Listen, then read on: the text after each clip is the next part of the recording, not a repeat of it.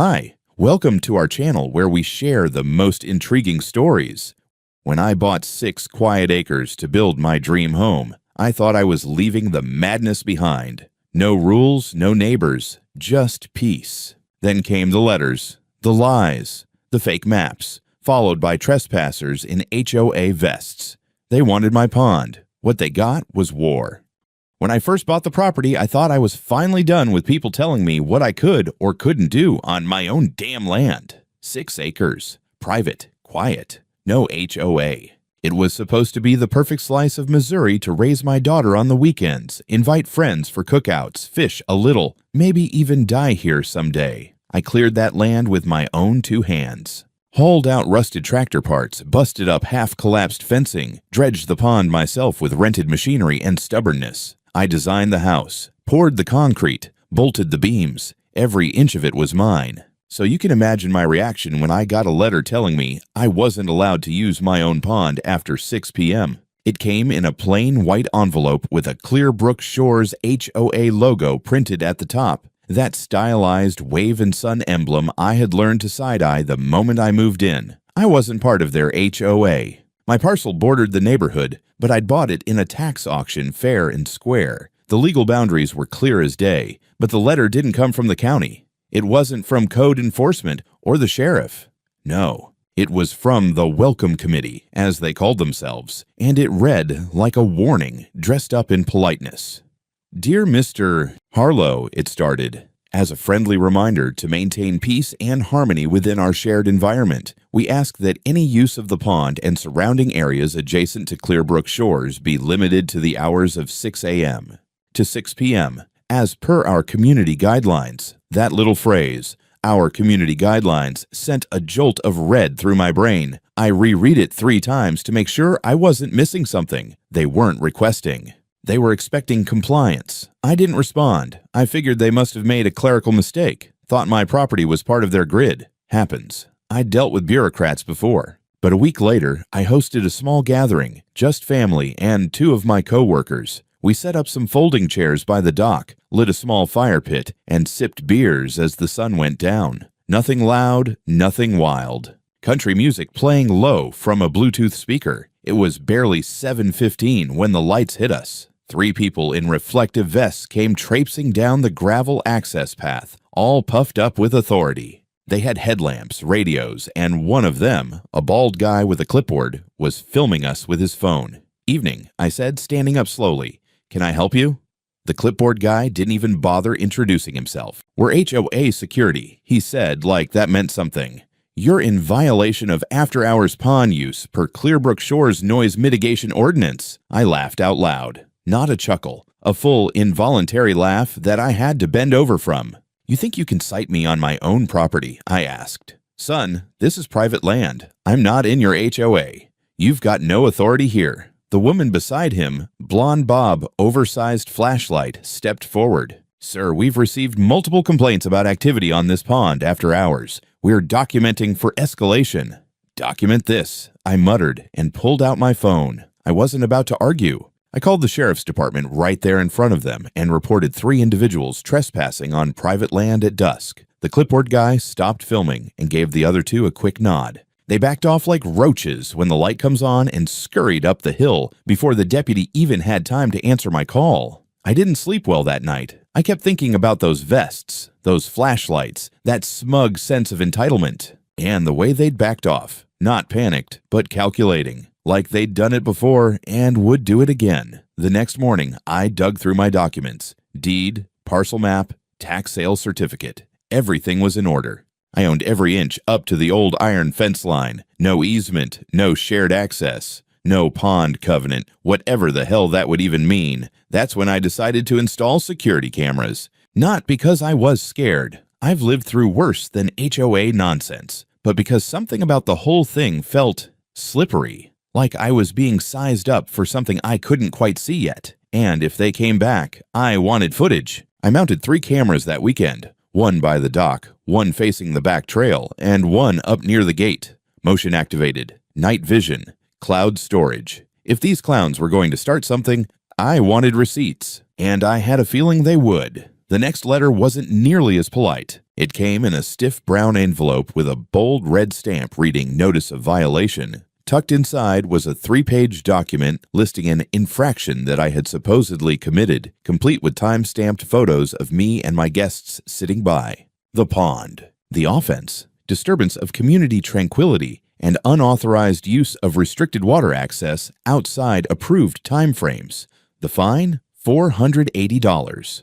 I sat at my kitchen table with the envelope in one hand and a coffee mug in the other, reading it twice just to confirm it wasn't a prank. But there was the HOA seal. There was a fake-ass Community Disruption Assessment Committee letterhead, signed by someone named Marlene York, Vice Chair of External Conduct Enforcement. That wasn't even a real job. My guests had been family and coworkers. Nobody was drinking excessively. Nobody was yelling. It was literally 6 people in a fire pit. And now I was being billed almost $500 for the privilege of existing on my own dirt past sundown. I didn't even bother calling them. I scanned the notice, fired it off to my lawyer, and went back to clearing brush like nothing had happened. A day later, my lawyer called. "You're not gonna like this," he said. "Try me." They're claiming that according to their internal map, the pond is categorized as a community access green zone. Internal? I nearly choked on my thermos coffee. Like, imaginary? He sighed. Their bylaws apparently include a map that predates your purchase. It was drafted when the developer first subdivided the neighborhood. They're claiming your pond was originally designated as shared passive recreation space. "That's bullshit," I said. "I've got the tax sale records. It was part of a foreclosed farm parcel. There's nothing shared about it." "They know that," he said, "but they're counting on you not having the original parcel data. Most people wouldn't." They really thought I was that stupid. That I wouldn't pull county records, dig up plats, check the GIS overlays. They didn't know I was an architect. I've been dealing with zoning snakes in City Hall for almost 20 years. I'd seen every dirty trick developers and HOAs use to carve up land like a damn birthday cake. That evening, I went down to the county clerk's office in person. I brought a copy of my deed, my parcel number, and my old college patience. It took an hour, but I walked out with certified copies of the original survey maps from the Faber Farm subdivision, dated well before Clearbrook Shores was even an idea. The pond. It was squarely inside what used to be Tract E, a standalone agricultural lot with zero mention of shared access or green space. In other words, it was mine. I made copies, scanned them on my cloud drive, and emailed my lawyer with the subject line, "Damn Karen." The next morning, I woke up to a message on my security app. Motion detected at 6:17 a.m.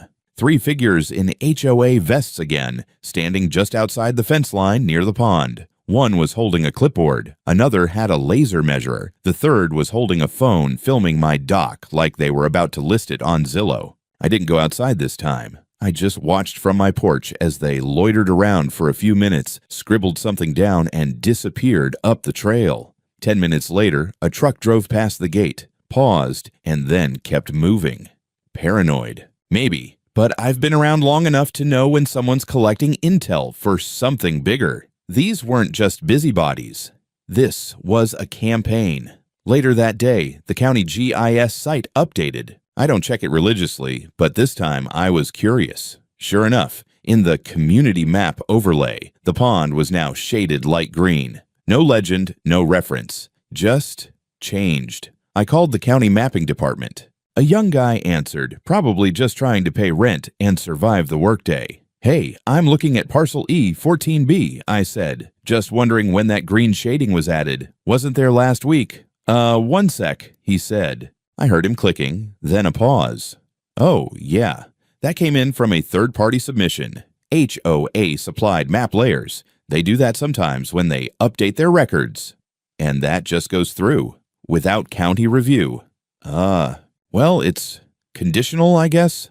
Jesus Christ, they were repainting reality. That night, I printed everything out. Both maps, the old one and the new one. Side by side, it was obvious. They were trying to rewrite the geography itself, counting on bureaucratic laziness and community apathy. I knew I had to start getting loud, not just legally, but visibly. If they were going to play games with lines on paper, I was going to give them a damn wall to stare at. I ordered a 100-foot banner mesh, custom printed in bold white letters. Private property not part of HOA. Trespassers will be prosecuted. And just in case that was too subtle, I added below, "This pond is not yours. It's shipped next week." And I had the perfect place to hang it. A few days after the banner went up, the tone changed. Until then, they'd tried to cloak their nonsense in neighborly concern and bureaucratic doublespeak. But now, it felt personal, a war of attrition, and the first real volley came by mail. Again. This time, the envelope was thick. Inside was a glossy brochure printed like a damn timeshare pamphlet. "Welcome to the Clearbrook lifestyle," it read, in an obnoxious serif font. Inside, a full-color map of the community with walking trails, bird-watching points, a community reflection lake, which, funny enough, was my pond, and a quote from some supposed resident saying, "Nothing beats an evening walk around our neighborhood. Lake. It's what sold us on this place." At the back of the brochure, just below a list of available homes with nature access, was a small, hard-to-miss signature. Approved by Karen McKellen, President, Clearbrook Shores HOA. I stood in my kitchen staring at that signature for a long moment. Karen, of course. I'd never met her in person, but I'd heard the name in conversations, on neighborhood posts, in whispered apologies from folks who seemed permanently nervous. She was the queen of Clearbrook, ruler of vinyl fences and painted mailboxes. And now, apparently, cartographer of my damn backyard. I decided it was time to do a little digging. First, I searched her name through the state real estate license database. Bingo! She was a broker, active, and worked for an agency that just so happened to specialize in exclusive HOA-managed developments. I found listings she'd written herself. Words like serene pond access and exclusive community nature space popped up in every description of the homes along the southern edge of the neighborhood, the ones facing my property line. She had been using my pond as a marketing feature. I called the real estate agency and asked, in my calmest voice, if Karen McKellen was still listing properties with shared pond access. The receptionist hesitated and asked who was calling. I gave my name and said I was the owner of the property in question. There was a long pause before she put me on hold. She never came back. I didn't need them to admit anything. I already had screenshots of half a dozen listings, all showing homes adjacent to scenic water features with common access. I printed every one of them, dated them, highlighted the phrases. This was no misunderstanding. It was a calculated fraud, selling proximity to land they didn't own and had no right to promise. That night, I finally got to meet Karen. I was by the dock, checking the security cam feed on my phone when I saw her. Mid-50s, platinum bob, yoga pants, white puffer vest, practically the HOA uniform. She was standing just outside my gate, hands on her hips, staring up at my banner like it had personally insulted her lineage. I walked up the hill with my flashlight off. "Evening," I said, casually enough. She didn't jump. She turned and gave me a tight smile, the kind that said, "I already decided who you are, and it ain't good." "Mr. Harlow," she said, "we need to talk." "That's funny," I replied. "All I've been getting from your people is mail and harassment." "I'm sure you're aware," she said, ignoring that the pond behind your property has historically served as a green zone for the community. It's featured in our development plans, and residents have come to expect access." "Access to my pond," I clarified. Karen smiled wider. "Community features don't always follow deed lines. There's precedent for easements and implied usage. I'm sure if we cooperate, we can reach a compromise." Now see, that's the moment I knew she was full of it. She wasn't threatening. Not yet. No, this was the soft pitch, the eye scratch your back phase. But I wasn't selling. Not an inch. "There is no easement," I said. "No shared usage. No compromise. You've got listings on Zillow lying through your teeth. You've got a fake map. You've got your people sneaking onto my land in the dark." Her expression barely twitched, but I saw it. Just a flicker in her eyes. She hadn't expected me to be this informed, or this stubborn. "I understand you're upset," she said, voice smoothing over, "but I'd hate for things to escalate. These disputes can be very expensive, messy, public." I took a step closer. "Oh, I want it to be public. That banner? That's just the beginning. You think I'm afraid of a court date? Lady, I built this house. You think I won't fight for it?" She blinked once, then gave me the exact same smile she came in with and turned on her heel. "I'll pass that along to the board," she said over her shoulder. "Do that," I called. "Tell them to wear boots next time. The mud's deep on private property." She disappeared into the trees. 2 days later, a certified letter arrived from her lawyer. It accused me of defamation, deliberate obstruction of community aesthetics, and, my personal favorite, antagonistic signage. I pinned it to the fridge with a magnet shaped like a fish. Let them come. The lawsuit threat didn't scare me. What did bother me, though, was the sudden shift in how people started looking at me. I noticed it first at the feed store in town.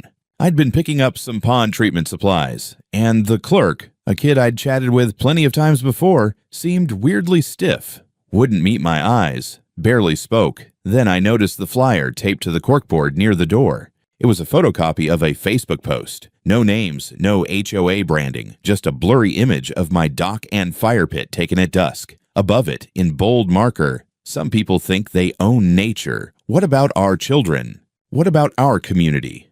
I stared at it for a good 30 seconds. Nobody said a word. On the way home, I checked the neighborhood Facebook page I usually avoided like the plague. Sure enough, there it was. A post by an anonymous account called Clearbrook Watchdog, filled with passive-aggressive venom. One resident has decided to barricade public access to our beloved pond, turning a shared space into a private club for his elite guests. Is that who we are as a community? The comments were worse. People asking if it was legal. Others saying it felt wrong, even if it technically wasn't. One user flat out said, "I thought the HOA should report him to zoning. Who builds a fence around water like that?" I hadn't built a fence. Not yet. But now I was seriously thinking about it. The next weekend, I had some friends over. Nothing major, just a fish fry. Some music, same as before. This time I noticed 2 people parked up the road. Didn't know them. They sat in their car, engine idling, cameras out. At first, I thought maybe they were realtors or bored teenagers. Then one of them got out and started taking pictures of my guests' license plates. That's when it stopped being annoying and started being threatening. I approached them, calm, hands out, smiling like a guy with nothing to hide. "Need something?" I asked. They didn't respond, just got back in the car and drove off. That night, one of my guests, Josh, a coworker, texted me, "Hey man, you sure your HOA is not crazy? Someone left a note on my windshield when I got home. Said I was aiding trespassing on community property. WTF? It wasn't just me they were going after now. They were trying to isolate me, and then came the paint. I woke up early Monday and went to check the dock, as I usually did. First thing I noticed was the smell. Sharp, chemical, oily. The kind of stink you feel in your teeth. The pond water was clouded, pale blue and thick. I spotted 2 dead sunfish floating belly up near the rocks. I followed the smell to the end of the dock, where I found the real punch. Someone had poured what looked like a gallon of deck stain or pigment into the water. Not just vandalism, a deliberate, targeted act. They wanted the pond to be unusable. A dead asset. A ruined symbol. I was past rage. I was in something colder. I pulled the SD cards from the security cameras, took screenshots of the motion alerts. Sure enough, 3 figures had come through the lower trail just after midnight. No masks. HOA vests, same ones from before. I packaged the footage, the photos, and samples of the pond water into a file and drove straight to the sheriff's department. No more warnings. No more polite denials. I filed 3 formal reports: criminal trespass, environmental damage, and harassment. The deputy took it seriously, said they'd open a file. I handed him a printed copy of the flyer from the feed store, too. "This," I said, "isn't just about property lines. These people are running a smear campaign while sneaking onto my land to poison it." I also contacted the EPA regional office. Maybe it was overkill, but I wanted every possible agency in the loop. If they were going to turn this into war, I was going to go nuclear. I wasn't done. My lawyer helped me draft a cease and desist letter. We sent it to the HOA board and specifically to Karen McKellen, accusing them of unauthorized surveillance, targeted defamation, environmental sabotage, misrepresentation of property in commercial materials. And just to twist the knife a bit, we attached screenshots of every listing that mentioned pond access, highlighted the lot boundaries, and CC'd the State Real Estate Licensing Board. I went home that night feeling oddly calm. There was mud all over my boots, my fish were dead, and the pond water still looked like windshield washer fluid. But I had a plan now, and Karen had no idea how loud I was about to get. After the cease and desist letter, I expected them to back off, at least a little. Normal people retreat when the law gets involved, but these weren't normal people. These were HOA loyalists, drunk on authority and emboldened by the illusion of control. Instead of de-escalating, they doubled down. It started with surveillance. And I don't mean cameras. I mean people. Unmarked cars idling down the road at all hours. Neighbors I didn't know suddenly walking their dogs along the tree line with their phones out. One woman even leaned over my gate to film the fire pit, pretending to stretch. The message was clear. We're watching you. Then came the vehicles. My guests, especially ones with out-of-state plates, began finding their windshields photographed, their license plates logged. One evening, my buddy Dave got a warning notice on his dash. You are parked adjacent to a restricted area. Repeated violations will result in action by the community board. There was no community board, not for me. But that didn't matter anymore. A few days later, someone pasted an official-looking document to my front gate. Heavy paper, county seal watermark. Big bold letters, notice of restricted access, Section F environmental zone, ordinance.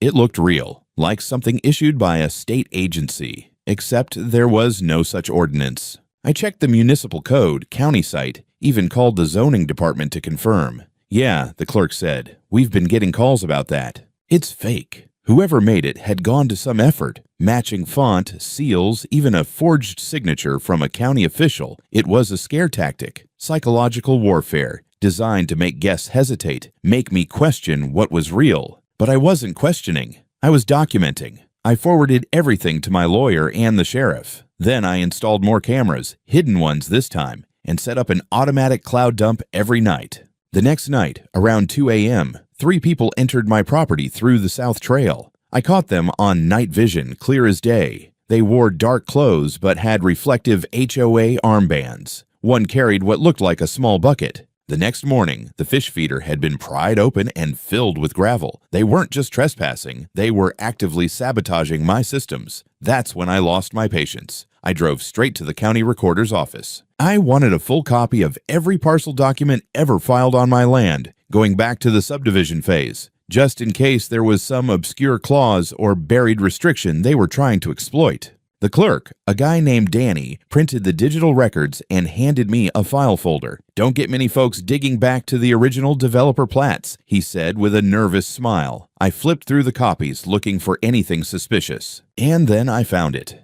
A supplementary community overlay map filed 3 years ago, listing my pond area as green space, conditional shared access. The file was tagged as reviewed and accepted by a Jacob Melrose. That name sounded familiar. Later that evening, over a beer and a long phone call with my lawyer, it clicked. Jacob Melrose was the head of the county's GIS and parcel processing office. He'd signed off on dozens of updates to community maps over the years. And, more importantly, he was Karen's brother-in-law. That's when it made sense. The sudden changes to the GIS layers, the green shading that had appeared, the map the HOA used in their marketing. It was all rubber-stamped from inside the system. Karen didn't just make up a fake map. She had someone inside the building to validate it. That's how their scheme worked. Repetition, legitimization, slow creep of false records until they felt real. Until you looked like the trespasser on your own land. I was boiling. My lawyer said we couldn't accuse Melrose outright, yet, but we could request an audit of all parcel amendments involving Clearbrook Shores over the last 5 years. We could also submit a formal complaint for conflict of interest and abuse of authority. Meanwhile, HOA wasn't slowing down. They released another community notice, this time digital, sent via email to all residents. In it, they called me a disruptive element, accused me of interfering with communal harmony, and claimed I was undermining efforts to protect shared environmental resources. The kicker, they introduced a new witness, a man named Ray Linder, who claimed to have lived in the neighborhood since its inception. Ray stated he'd personally used the pond for fishing with neighborhood kids for over a decade, and that it had always been a shared space. Thing is, I'd never seen this guy before in my life. I checked his name, no property in Clearbrook, no utility records, no connection to the subdivision. He was a ghost. But I had seen his face. 3 years ago, I'd worked on a small cabin renovation project. We'd hired local extras to shoot promotional footage. One of them had played the friendly neighbor. That was Ray. They'd hired an actor to pose as a resident. That's when I knew for sure. This wasn't a turf dispute. This was a long con. And they were about to find out what happens when you try to steal from an architect who's got nothing left to lose, and every reason to burn your little kingdom to the ground. The summons came on a Tuesday. HOA was suing me. Officially, it was a civil action for obstruction of community access and defamation of association operations. The document was bloated with legal jargon, but the message was simple. They were trying to flip the narrative, make me the aggressor, paint me as a selfish land hoarder ruining their idyllic little suburban fantasy. They were requesting an injunction, demanding I take down the banner, cease denial of historical access, pay damages. I couldn't believe the nerve. My lawyer, Gina, read the documents, looked up at me, and just said, "They're betting on confusion. They want a judge who doesn't know land law." But we were ready. We countersued. Our claim? Trespass, vandalism, harassment, environmental damage, and willful misrepresentation of land for financial gain. And this time, we didn't just file the paperwork. We filed it with exhibits, the banner photos, the vandalism reports, the water testing results, the footage of the pond intrusions, and most importantly, the real parcel maps from the county archive, signed, certified, dated, showing the pond was never at any point designated for community use. We also included screenshots of every real estate listing that mentioned pond access or shared water amenities, each one linked back to Clearbrook Shores, all under Karen's name. They wanted to play courtroom games? Game on. The first court date was set for 2 weeks later. In the meantime, HOA didn't let up. They posted a new update on the community board, this time accusing me of threatening the community with frivolous litigation and weaponizing legal systems to undermine harmony. They brought back their fake witness too, Ray Linder, and submitted a sworn affidavit. He doubled down, claiming he'd taught local kids how to fish on my pond since 2011. My lawyer and I sat there in silence after reading it. Then she picked up the document and said, "Want to have some fun?" Turns out, good old Ray had some credits online, a website, actor profile, corporate gigs, regional ad campaigns, including one in 2020 for a real estate video promoting family-friendly developments. He was holding a fishing rod, waving at kids. The exact same shot Clearbrook used in their HOA promo. Same face, same liar. Gina called in a favor with a private investigator, and within 48 hours, we had a deposition ready from the video production company confirming that Ray had never lived in Missouri. He was a contract actor hired to play a resident in a conceptual neighborhood simulation. We filed a motion to strike his affidavit and added perjury to our list of charges. At the preliminary hearing, the judge, a sharp older woman with zero patience for bullshit, asked one simple question after our side presented the actor evidence. Are you seriously asking this court to accept sworn testimony from a person who was literally hired to pretend to be a neighbor in your promotional video? Karen, sitting 2 rows behind her attorney, didn't blink, but her knuckles were white. The judge struck the affidavit and issued a warning. Any future submission of knowingly false testimony will result in immediate sanctions. HOA's lawyer tried to pivot, claiming it was an honest mistake, that Ray may have misunderstood the form, but the damage was done. Their credibility had been punched in the gut, in front of the press. And speaking of press, Gina had tipped off a local investigative journalist about the pond situation and the forged maps. The same day as the hearing, an article went live on the county news site, Private Pond or Public Lie. How one HOA tried to redraw reality. The article laid everything bare. The shady internal map changes, the false witness, the sabotage, the Melrose connection. It went viral in the area within hours. The comment section exploded. That night, I got a call from a neighbor, someone I'd never met in person. I read the article, she said, voice low. We didn't know. A lot of us didn't know. We were told the pond was always part of the community. I'm sorry. I didn't say much, just thanked her. The cracks were starting to show. HOA wasn't just fighting me anymore. They were bleeding from the inside. The next hearing was packed, not just with lawyers and board clerks, but with residents, neighbors, strangers. Some stood in the back, arms crossed, others with cell phones half raised. The pond had gone viral. Everyone wanted to see how deep the rot went. Everyone wanted to see who was lying. Karen came in wearing white, not beige, not cream, white, like she was attending a garden party, not a court hearing where her entire HOA might be dismantled. Her lawyer looked like he hadn't slept in days. We submitted a motion to compel the county to release all parcel modifications involving Clearbrook Shores over the last 5 years. The judge approved it. Within days, Gina had a list of 42 entries: zoning notations, boundary overlays, and internal community integration requests. Almost all of them were stamped by one man, Jacob Melrose. Remember him? Karen's brother-in-law, head of the county GIS office, supposed to be neutral. He had personally approved the inclusion of my pond into a shared green zone, citing developer-proposed access improvements, despite there being no active developer since the subdivision went bankrupt in 2009. We cross-referenced every modification. Half of them were submitted by HOA board members under fake names. Several used a fake entity called Clearbrook Nature Preservation Trust, which, surprise, was registered to a P.O. box rented by Karen. Gina built a timeline. She printed it on a massive board and wheeled it into court like she was presenting a murder case. It showed the exact sequence: how Melrose approved falsified overlays, how Karen used them to boost home sale listings, and how the HOA quietly rewrote the rules of a neighborhood they didn't fully own. When she was done, the courtroom was silent. Karen didn't look so white anymore. The judge stared at the board like it was a confession.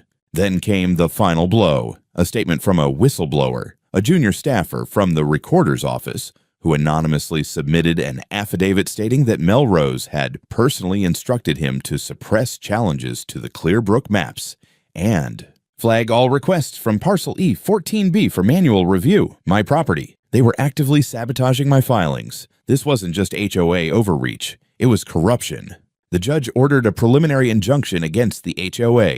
No enforcement actions, no communications to residents about the pond, no further map modifications without third-party review. That was the legal win. But the real blow came 24 hours later. The County Times ran a front-page expose titled "Lines on a Map: How a Missouri HOA Tried to Steal a Pond." They had everything: the Melrose connection, the map fraud, the vandalism, even footage from one of my security cameras showing HOA. Volunteers sneaking around in the middle of the night. By the end of the week, the county suspended Melrose and launched an ethics investigation. The State Real Estate Board opened an inquiry into Karen's license. 3 residents publicly resigned from the HOA board. And a group of homeowners submitted a petition to dissolve the HOA entirely. Karen, for her part, went quiet. No more newsletters, no more community updates, no more threats in my mailbox. But she wasn't gone yet. We still had a trial ahead. Still had charges on the table: document forgery, property damage, defamation, fraud. But now, I had something she didn't: the truth. And an audience. The trial lasted 3 months. Not because the facts were unclear, they weren't, but because the HOA fought like a cornered animal. They threw up every procedural delay they could muster. Claimed miscommunications, errors in filing, misinterpretation of community planning guidelines. At one point, their new attorney, Karen, had changed representation after the second hearing, argued that the perception of shared access is as legally relevant as access itself. The judge stared at him like he'd just spoken in tongues. We presented everything: every aerial photo, every GPS overlay, historical parcel records, video footage, water test results. Even the fake nature trust Karen had created, complete with records showing it had never filed taxes or conducted a single conservation activity. And then came the signature analysis. Remember that supposed consent document, the one they'd been waving around early on, claiming the previous landowner had agreed to turn the pond into shared space? Well, we tracked him down. His name was Henry Talbot. 82 years old, hard of hearing, sharp as a tack. He appeared in court via Zoom, and when asked if he had ever signed the HOA integration agreement, replied, "Hell no. I wouldn't give those vultures the time of day." We had his original signature from the land sale. We had the HOA's version. A forensic handwriting expert compared them and testified these were not signed by the same person. The HOA document is a forgery. That was it. The courtroom didn't gasp. It didn't need to. The silence said enough. Karen sat perfectly still. The verdict came 2 weeks later. The court found the HOA guilty of deliberate misrepresentation of property boundaries, forgery of legal documents, coordinated harassment and trespass, unauthorized environmental tampering, attempted civil fraud for financial gain, Karen. McKellen was sentenced to 8 years in state prison for document forgery, fraud, and conspiracy. The judge called her actions a sustained, calculated attempt to undermine the rule of law for personal and political gain. Jacob Melrose was terminated from the county and faced federal investigation. His testimony collapsed under questioning, and emails recovered from his office showed coordination with Karen on map alterations. He's still under grand jury review. The HOA was forcibly dissolved. The remaining board members were fined and stripped of any right to serve on a neighborhood association again. They were also required to send written disclosure letters to all homeowners, alerting them that prior marketing claims about shared access had been legally discredited. And me. I finally had peace. But I didn't just take the win and disappear. With Gina's help, I worked with the county to place a permanent conservation easement on the pond, legally protecting it from any future HOA nonsense, development, or public access claims. Then I did something that, honestly, I never saw coming. I opened a portion of the shoreline, about 1 acre with a dock and bench, to disabled veterans and first responders, by personal invitation only. No noise, no lights, no fishing tournaments, or 4th of July chaos. Just quiet space for people who needed it, people who earned it. The rest? Still private, still mine. One last thing. I had a new sign installed at the gate, big enough to read from the trail, reflective lettering, bolted into concrete. It reads, Clearbrook Shores HOA, dissolved by court order, pond access, denied, permanently, private property, trespassers will be prosecuted. And just below it, in smaller font, Karen lied.